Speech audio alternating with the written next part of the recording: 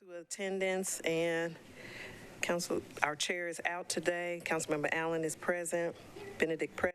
Druffel present. I saw Druffel. You had to leave. Okay. Councilman Druffel left. Councilmember Evans is present. Gamble present. Mendez present. Pulley present. Sledge present. Sorora present. Syracuse present. Toombs present, Van Rees present, and Vercher present. Thank you all for being here. This is the Budget and Finance Committee meeting. It is Monday, September 19th, and we will get started with the consent agenda that we have. And I'll run through those numbers quickly, and you can let me know if something needs to be pulled off before I read the captions. So the consent agenda consists of RS 2022-1765, 1767, 1768, 1769, 1770, 1771, 1773, 1774, 1775, 1776, no, I'm sorry, 1776 is not on consent.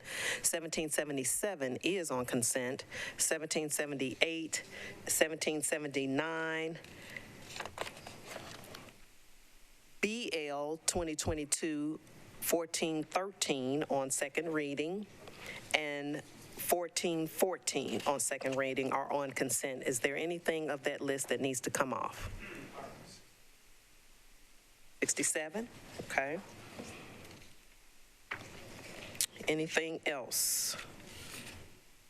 Okay, great. I will go on and read the, oh, I'm sorry. Oh. Thank you, Chair. I need to abstain from 1746 and 1774. Okay. Okay. And 1774, okay, thank you. 46 and you got that? Okay, I will go through reading the consent agenda. So that was 1770. Okay, okay. That was for, oh, okay, 46 and 74, okay. Okay. All right, first we have RS 2022-1765, Gamble, approves Amendment 1 to a grant contract between Metro Government and Fuse Corp. RS 2022-1767 is not on consent anymore.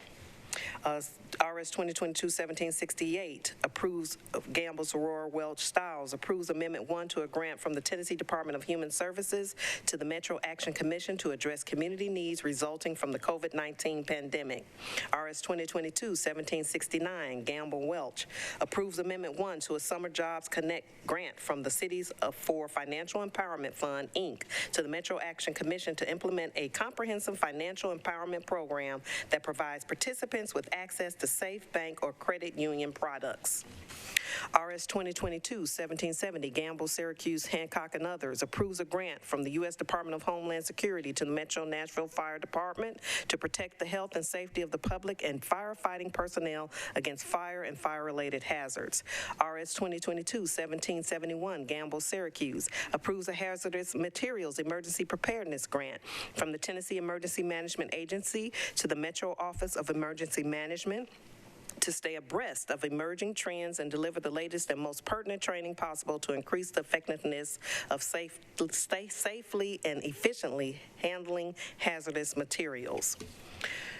RS 2022-1773, Gamble, Hurt, Allen, and others, appropriates $250,000 through a grant contract between the Nashville Public Library and Oasis Center, Inc., to provide college access services for the Opportunity Now program.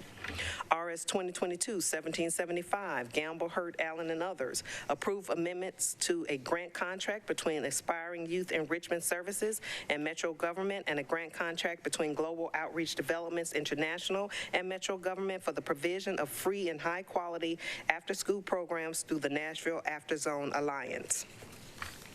RS 2022-1777, Welch, Rutherford, Gamble, and others, approves a project modification to an agreement between Metro government and the United States Department of Army to replace 4 parcels related to the acquisition and removal of flood-prone properties in the Mill Creek, Sorghum Branch, and Whitmore Branch watersheds.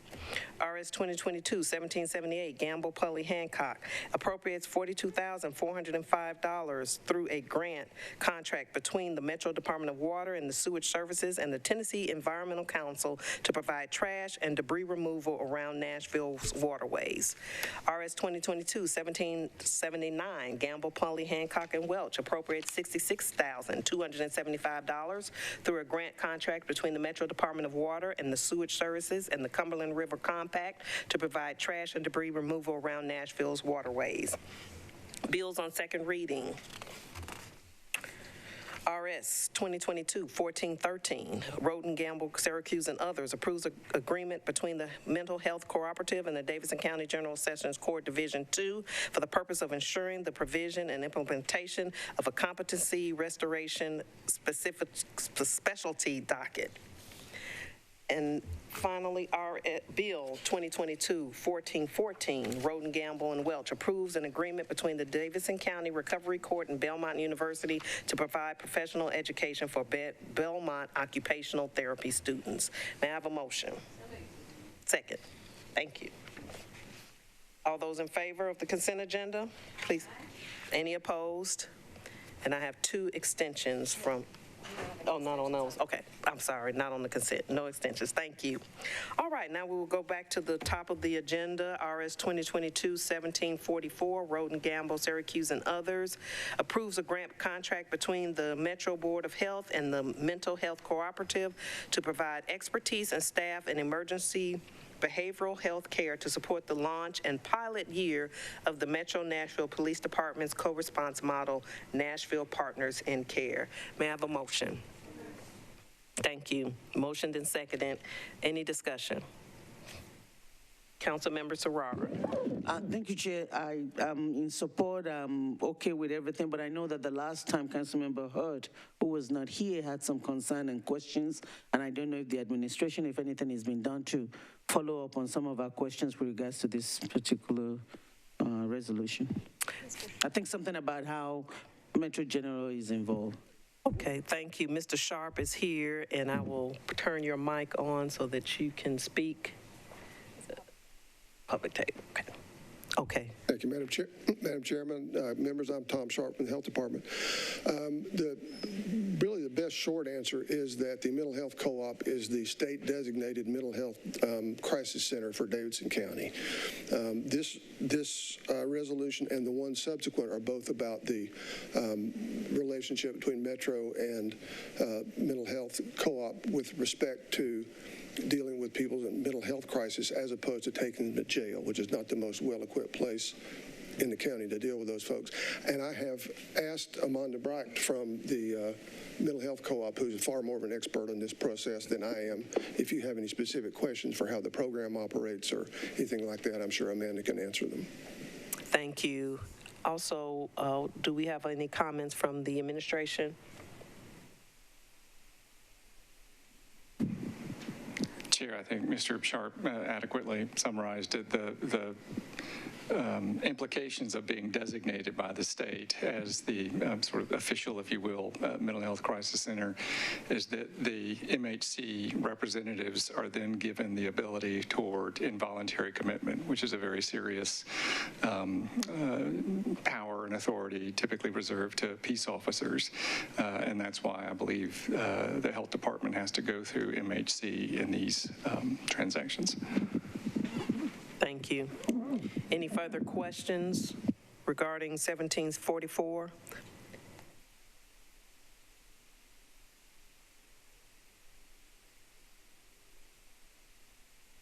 I'm on the wrong side. Yeah, over to Okay. Thank you. Councilmember Evans, thank you. Thank you, Chair. And my question is not for Mr. Sharp or Ms. Brock, but I really feel it's more about the administration because I had asked at our last meeting kind of to piggyback Councilwoman Hurt is if we had any information specific to Metro Hospital about how many, were there any kind of comparable staffing at Metro Hospital? My understanding is no, but I don't think that there's even anything apples to apples in comparison outside of the state designation, that we don't even have the capacity to do what Mental Health Cooperative does. And so I don't know if there's feedback we can have on that. Thank you. Administration? That is correct, Councilmember Evans. And the Nashville General Hospital does have a longstanding and I think favorable track record of partnering with Mental Health Cooperative. I believe they have, they've entered into a contract where it provides, the MHC provides crisis counseling to the Nashville General Hospital emergency room. I will look to Ms. Brock to correct me on that, but I believe that's the arrangement. Thank you. Any further questions? Oh. Councilmember Benedict, wait, find your, just saw you. Okay, Councilmember Benedict. Thank you, Vice Chair. So I just want to clarify for the public, the caption, and we've got a number of these in regards to the Partners in Care program. Each one of them says to support the launch and pilot year of. And so I'm pretty sure that we've already had a year of this and that we're entering into the second year. I just want to make sure that that's clear, not only to the public, but most importantly, most importantly to the public, but also as someone who's going to vote on this, like, are we in the pilot year? Are we supplementing the pilot year because there was a shortfall, or are we looking at an additional pilot year for more locations, which would be fantastic? Could someone please help me understand that language about the launch and pilot year of? Thank you. Mr. Sharp, would you like to speak first to that? Yes, ma'am. Thanks for pointing that out. The initial pilot year has come and gone. This funding is to expand it beyond the initial pilot precincts. They're adding 2 per year, I believe, until hopefully we get into all the precincts. Is that right? Okay. Could that be made more clear in regards to, so this particular resolution funds every one of those expansions? It will go to the administration table. Do you want to go answer that? Thank you. It funds 2 more. The objective is to eventually get to the entire county, but it's 2 more per year. So for those 2, it is their pilot year, so to speak, but it's a holdover from the original contract. Perfect, thank you. So it's for 2 more over the coming 12 months or in the current fiscal year? 12 months. Over the rolling 12 months that we're in. Okay, thank you so much. Thank you. Any more questions? Yes.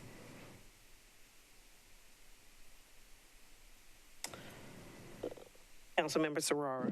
Thank you, Chair. I don't have any question, but I do want to point the viewing public and anyone that is interested that there was a great budget conversation with the team last budget season, and they had some data on how great the program was working, which makes it fantastic to be able to expand, and I just want to refer back to that. Thank you. Councilmember Allen. Thank you. And also just further clarification that there is also funding available, I think, for another pilot that will begin in January for the non-police crisis response model. That is something that has been asked for by the public, and I just want to make sure people are aware that that's additional and also coming. Thank you. And Mr. Sharp, if you want to I think it'll be February, but yes, you're right. Thank you. Right. With no further questions, motion to, and we've motioned and seconded. All those in favor? Aye. Any opposed? Any abstentions? Thank you. All right. Number 2 on your agenda, RS 2022-1745, Road and Gamble and others, approves a grant contract between the Metro Board of Health and the Mental Health Cooperative to provide funds to operate a 24/7 mental health co-op treatment center for urgent mental health care alternatives to the emergency room or jail. Thank you. Motioned and seconded. Further discussion? None? All right. No discussion. All those in favor? Any opposed? Any abstentions? Thank you. Moving down to number 3, RS 2022-1746, Road and Gamble and others approves a contract for services between the Metro Board of Health and Neighborhood Health, Inc. to provide homeless individuals with medical and dental services at 2 or more clinics in or near downtown Nashville. Motion? Thank you. Motioned and seconded. Further discussion? No questions. All right. Motion, all those in favor? Aye. Any opposed? Any abstentions? That's right. Thank you, Councilmember Sarara abstains. All right. Let's see. RS 2022-1766, number 5 on your agenda. Gamble and Sarara approves a grant contract between the Davidson County Juvenile Court and Youth Advocate Programs, Inc. to fund the continuation of the Wrapping Around Families for Success programs. May I have a motion? Thank you. Moved and seconded. Any discussion? All those in favor? Any opposed? Any abstentions? Thank you. RS 2022-1767, Allen affirms the intent of Metro government to explore a commercial property assessed clean energy and resilience program within Nashville and Davidson County, Tennessee. Motion? So moved. Second? Thank you. Moved and seconded. Councilmember Allen. This might take a brief explanation. This is a program that will encourage private businesses to invest in energy consumption and resiliency and water saving and other things that are good for the environment, which is a commitment that the city has made. We can do it on our own buildings, and this is a way to provide an effective way for private businesses to do that. It is a totally voluntary assessment that would be put on a property based on the value that they're going to add to their property. And this is a state-enabled process that has been put in place by a number of states, including Tennessee. And the trustee will administer this. The trustee will collect the additional assessment that the owner has agreed to, and then use that to pay back the loan that will pay for this. And I will get someone smarter than me to explain why it's better to do it this way, but my understanding is that it gives them the possibility to get a lower fixed rate loan that also will travel with the property because the improvement stays with the property. So with that, I want to defer to Director Apkovitz to fill in the gaps about anything I haven't said. Thank you. Thank you, Chair. Thank you, Councilmember Allen. I think you summarized things really well. This is a great way for us to incentivize energy efficiency, other resiliency work in commercial building stock. So again, this would be limited to commercial building stock, established within state statute what eligible improvements are. And again, this is incentivizing investment in those narrowly defined improvements above and beyond what's required by code. While Metro is administering the program, we're not dedicating any dollars to it, so it's in no way affecting how we're spending Metro dollars. Again, we're just using the Metro government lien on the property as the mechanism to actually pass through those dollars from property owner to lender. There is an administrative fee that we can charge to recoup the costs associated with establishing the program and then anything associated with administration as well. Councilmember Mendez. Thank you.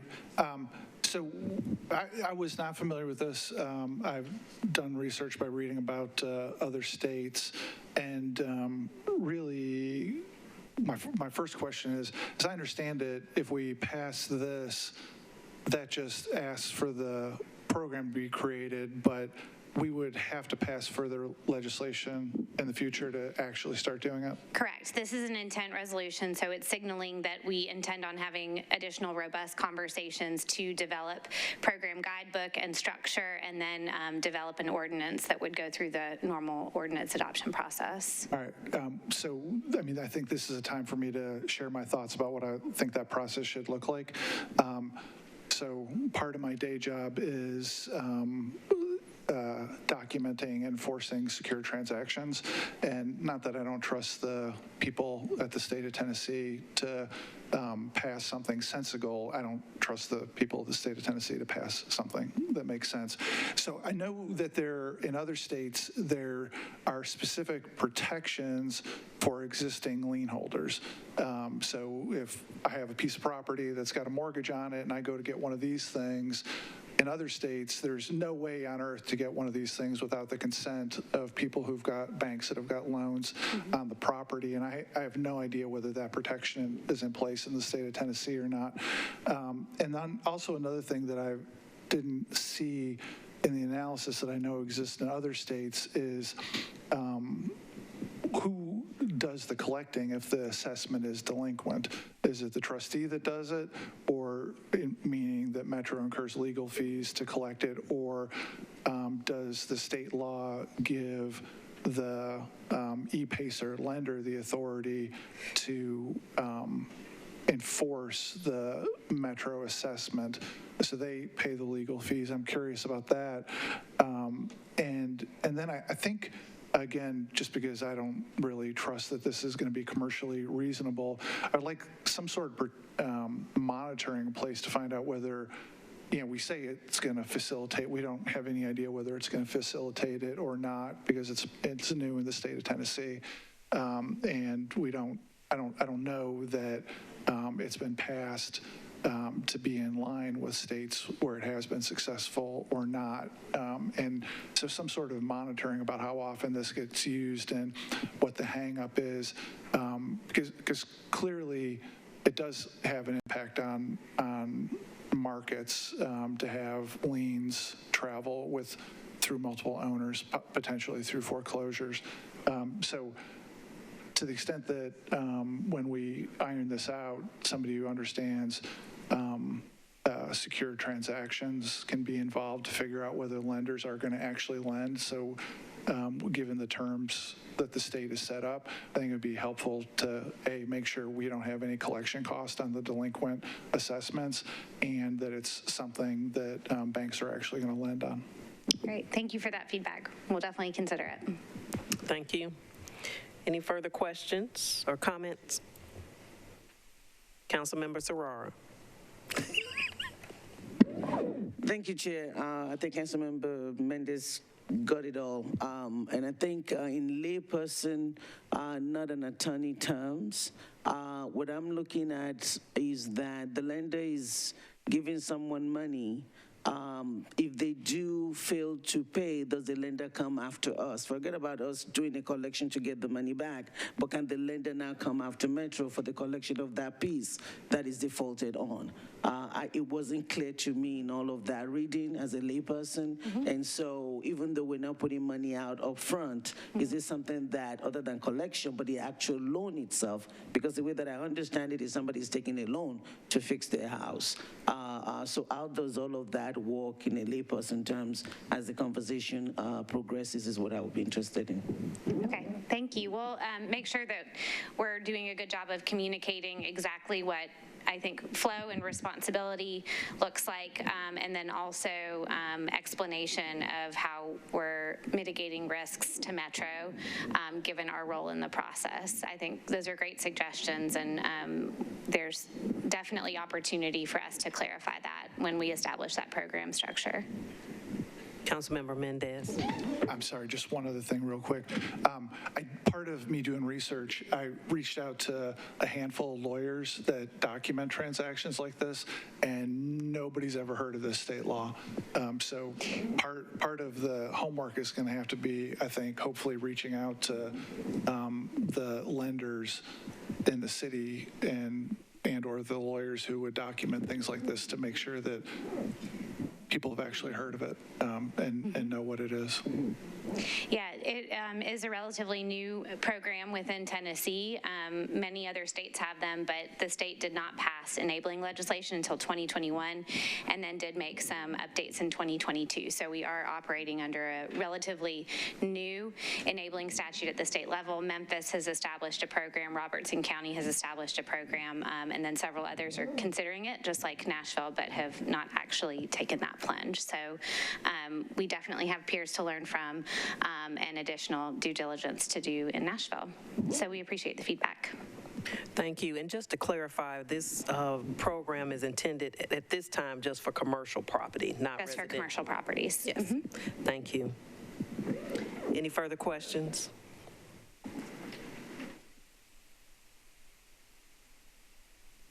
Councilmember Benedict. Thank you.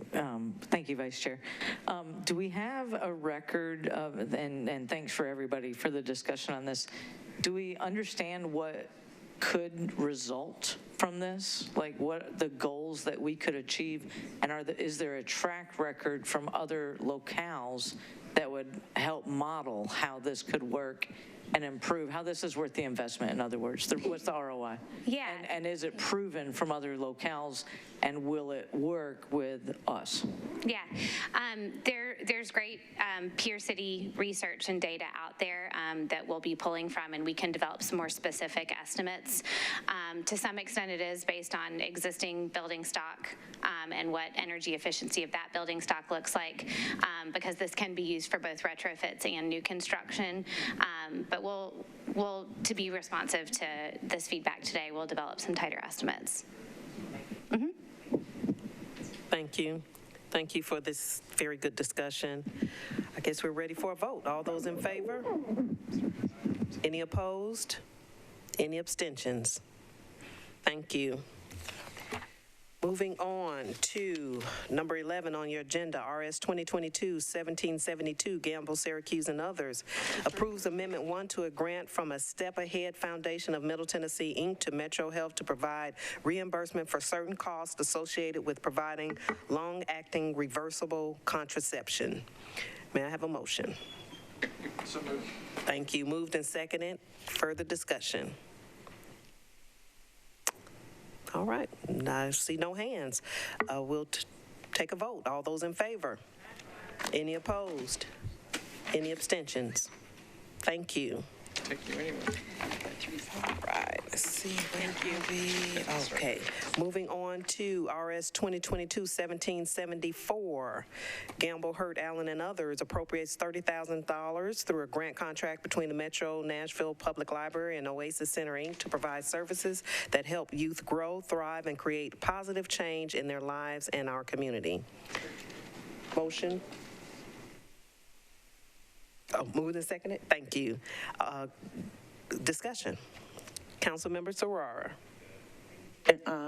This program is very good. It's the one, excuse me, that deals with the Mayor's Youth Council. And if you've never been to any of the programs or the presentation, those kids do a lot of amazing work. However, because my daughter is in it, I'm going to have to abstain, but I hope that everyone supports it. Thank you. You actually could vote on that. Well then. Any other comments or questions? All those in favor? Any opposed? Any other abstentions? All right. And moving on to number 15 on your agenda, RS 2022-1776, Johnson, Gamble, and others approves a project modification to an amendment between Metro government and the United States Department of Army to add 3 parcels related to the acquisition and removal of flood-prone properties in the 7 Mile Creek watershed. Thank you. Moved and seconded. There is a letter to approve from Councilmember Johnston.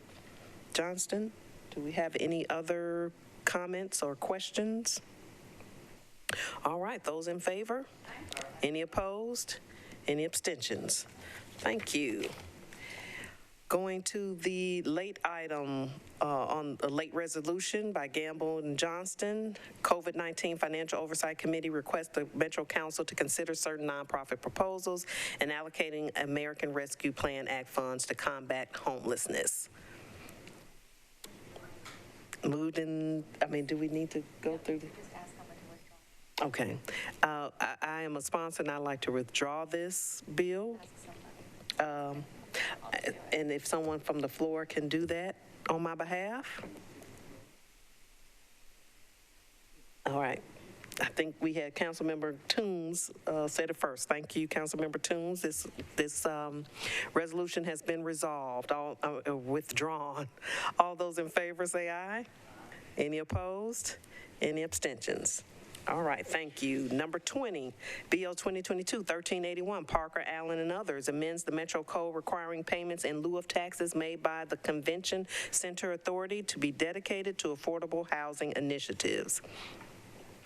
Thank you. Moved and seconded. There's a substitute by Councilmember Allen. Would you like to move that first? Oh, go. Oh. There you go. So in the Affordable Housing Committee, we decided to defer the entire bill 2 meetings, but we did have some discussion about the 2 substitutes just to talk about what in them was important.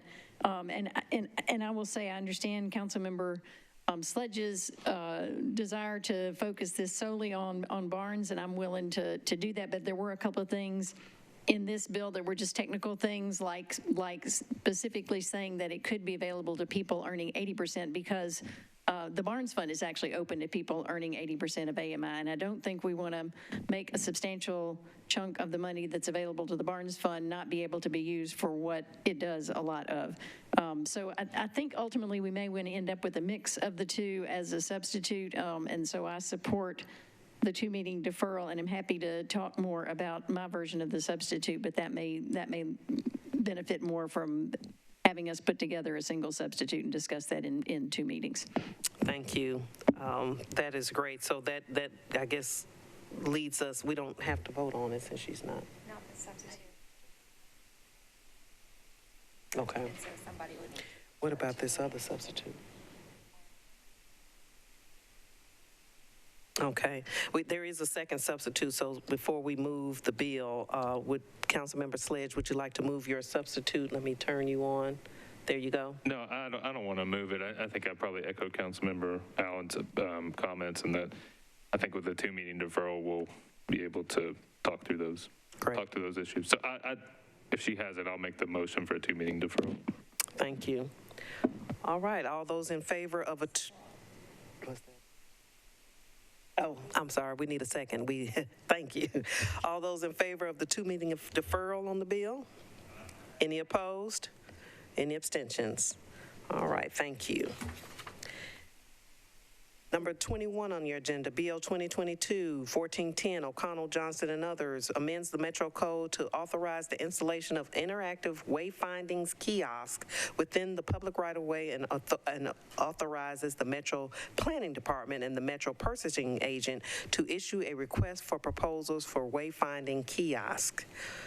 May I have a motion? Thank you. Moved and approved. Councilmember Allen has an amendment.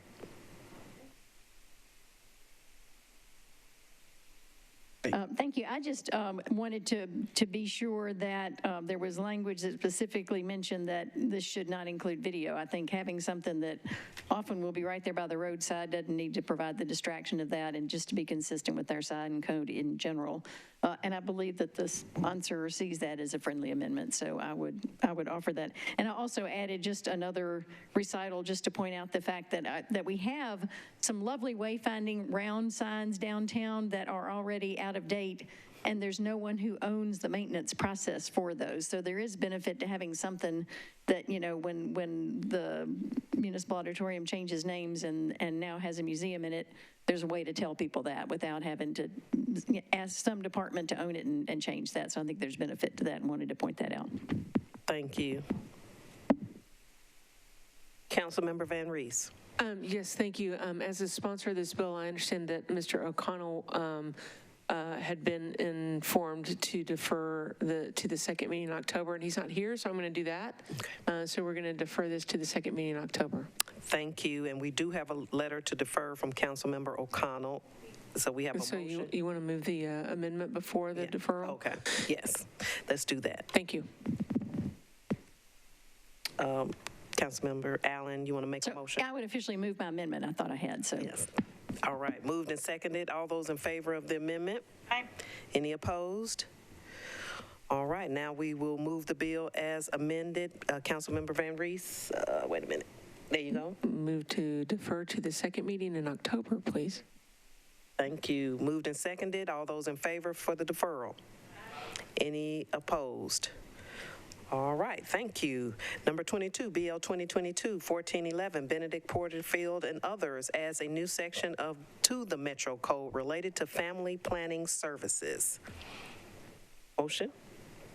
Moved and seconded. Councilmember Benedict. There you go. Thank you, Vice Chair. So I'd like to move to defer this one meeting with a brief comment.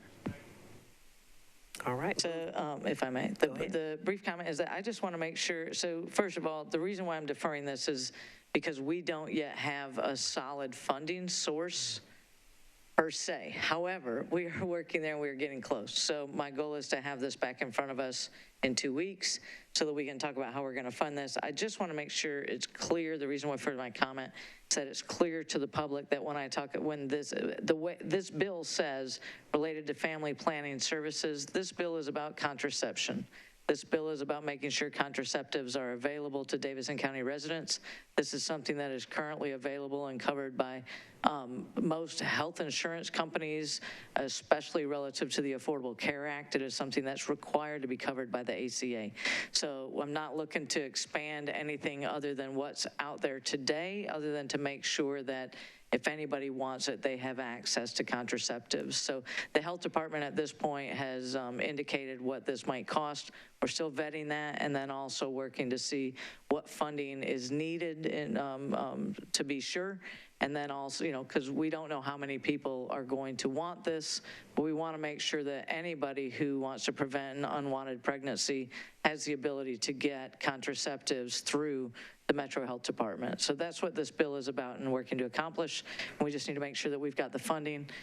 So we're going to continue to look at that and continue to look at the cost and the number of people who need this service today and what that might look like should we go ahead and hopefully pass this, and if that number would increase, how much that would cost. So with that, I renew my motion for a one meeting deferral and appreciate everybody's support in that deferral. Thank you. Thank you. Councilmember Allen. Thank you. Question on the deferral. Will that time also allow the opportunity to ensure that there may be language needed to make sure that we're not threatening Metro Health's Title X funding that does? So is there perhaps an amendment contemplated to deal with that as well? Great question. Okay. And actually, Title X family planning program, there's a rule that typically changes, or at least it has in 2019 and again in 2021. It changed based on the executive administration at the federal level in regards to what's covered and what's not covered. But I will make sure that people understand that Title X explicitly prevents any dollars, government, municipal dollars, federal, state, local.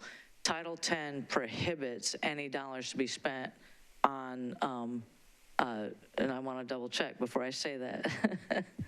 Pardon?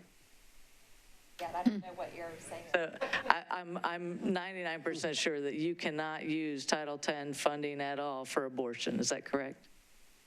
Okay, so Rule 21 is the current one that I've received from the current congressman in the area from his office that says that this is something that should be allowed, although that is also something where they're looking for potential Health and Human Services funding so that we can fund this locally. So again, when I talk about ways that we're looking for funding, it includes through federal funding, but none of it would, I guess back to your question, none of it would have any concern with any other Title X funding that we get. Gotcha. Okay. And then second question is, my understanding is this is would not apply to long-acting reversible contraceptives, which we just okayed a grant for, so we have another source of funding that will cover some of that. But, I mean, in terms of helping prevent unwanted pregnancies, long-acting reversible contraceptive is the gold standard. So whatever we can do to make that more available to people, I think is also important to think about. So, thank you. Do you need to comment, Councilmember? Thank you. I would just say that this does not cover that. That other bill absolutely covers the long-acting. This is really for anybody who might, want to get on any other type of, non-IUD or other type of long-acting contraceptive that's available. This is to make sure that anybody who wants it, who may not have it, that might be a 10-year-old out there, that might be a 15-year-old out there, but, somebody who needs access to something other than potentially a long-acting piece. So, thank you. Thank you for that clarification. Any other questions? All right, with that, we are on a motion for one meeting deferral. All those in favor? Any opposed? All right, thank you. And the last bill on our agenda, number 25, BL 2022-1415 by Allen, creates a tax incentive and abatement study and formulating committee. May I have a motion? Moved and seconded. Thank you. Councilmember Allen. Thank you. As I explained, I think in affordable housing, this is simply a committee that would go through the process of looking at the many worthy things that we want to incentivize and just come up with a more formalized summary of what those specific things might be. It could. Right now, we use tax incentives. We used to use them for economic development. Mostly right now, we're using them for housing affordability. We may want to use them for childcare and for grocery stores. And historic preservation. There are lots of worthy topics, and we could give away our entire tax base if we weren't thoughtful about it. So this is simply to put together a group of 7 members nominated by the mayor's office, the director of housing, the director of economic development, and the council, who would go through a 6-month process and come up with their listing of what things at this point might be appropriate, and do we want to put a cap on that, and how would that cap be evaluated, and how would we review that over that. So I would love to have co-sponsors on this, and I would also love suggestions on very smart people that could help serve on this committee, because once we pass this bill, then we'll have 30 days to put the committee together, and then they'll have 6 months to do their work, and then come back to us with suggestions on what our policy should be. It's building on the TIF study and formulating committee that Councilmember Mendez very ably shepherded through the process 4 years ago, so hopefully to build on that. So with that, I move for approval. Great. Thank you for that explanation. Councilmember Mendez. Thanks. For anybody who's watching, I'd refer you to the Affordable Housing Committee meeting today. I won't repeat the things I said there. The one thing I'd add to what I said in affordable housing is there's no rule that says that we have to do any of these incentives. We could actually use the budget, set the property tax rate in an appropriate spot, and spend year in, year out without really, frankly, it's a political cheat used by successive administrations to act like something's free by dedicating property tax money in future years. And we don't have to do that. Even after the tax rate increase of a couple years ago, Nashville has the overall lowest tax burden of any peer city. And if we were just in the 10th percentile or 20th percentile, then we wouldn't have to play these political games about claiming stuff is free by giving away property tax money into the future. We could actually just set the tax rate in the right place and appropriate things in real time. And I'm glad we're going to have this committee, because that's an appropriate place for that discussion to be had. Thanks. Thank you. Any other discussion? Yes, Councilmember Sorora. Thank you, Chair. I just want to commend and speak in favor of the committee as well. I had an epiphany not too long ago when I was talking to Councilmember Mendez, and this is on the pilots that we do for housing. We have a limit of $2.5 million every year, and we look at how much we're spending every year. And then, so my question to him was, what about the money that we gave last year and the year before, and where does that come into this calculation? And he was like, yeah, that's what I've been trying to say. And so having something like this allows us to look at everything that we're giving out and the future impact, so that we actually know where we land. So I will be a co-sponsor, and I think it's a great idea. Thank you. Any other comments or questions? All right, with that, motion has been moved, bill has been moved and seconded. All those in favor? Any opposed? All right, thank you very much. This concludes our budgeting committee meeting. Thank you.